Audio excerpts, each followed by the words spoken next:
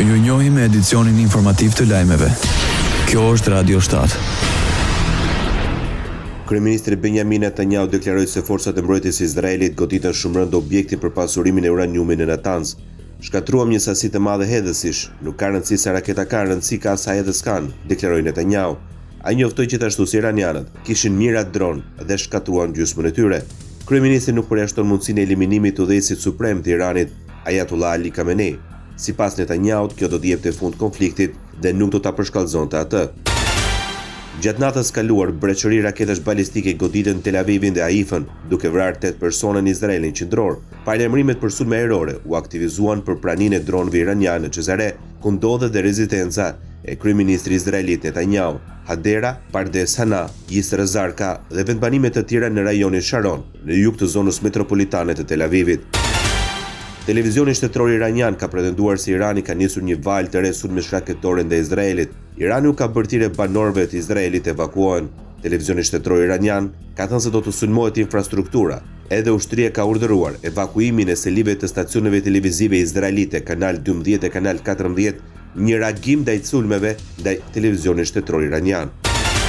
Liderët e 7 shteteve më të industrializuara në botë, G7, u takuan në Kanada me synim të gjetjes së një gjuhë të përbashkët për luftrat në Ukrainë dhe Lindjet e Mesme. Pjesëmarrës në takim ishin liderët e Shteteve të Bashkuara të Amerikës, Britanisë, Kanadas, Francës, Gjermanisë, Italisë dhe Japonisë, si dhe ata të Bashkimit Evropian. Në hyrje të samitit, presidenti amerikan Donald Trump tha se largimi i Rusisë për atij që dikur ishte G8 një dekadë më parë, pas aneksimit të gatishullit të Ukrainës të Krimes, ka qenë një gabim. Ka qenë një gabim i madh, ka thënë Trump, duke shtuar se beson që Rusia nuk do ta pushtonte Ukrainën në vitin 2022, nëse presidenti rus Vladimir Putin nuk do të ishte përjashtuar. Putini flet me mua, ai nuk flet me askën tjetër, nuk është i kënaqur.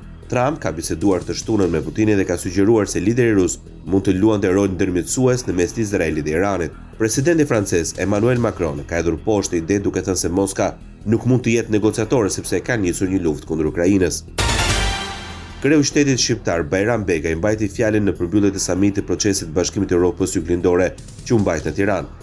Ai u ndalte konflikti mes Iranit dhe Izraelit, ndërsa apeloi që tensionet të zgjidhen në rrugë diplomatike. Shqipëria shpreh shqetësimin për tensionin në rritje mes Izraelit dhe Iranit. Ky konflikt ka pasojë serioze për Lindjen e Mesme dhe më gjerë.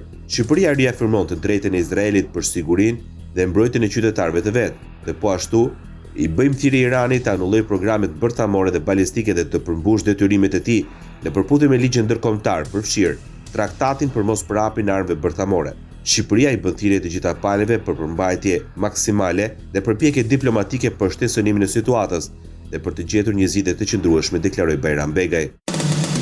Ndoqët lajmet shkurt në Radio 7, zëri pozitiv i qytetit.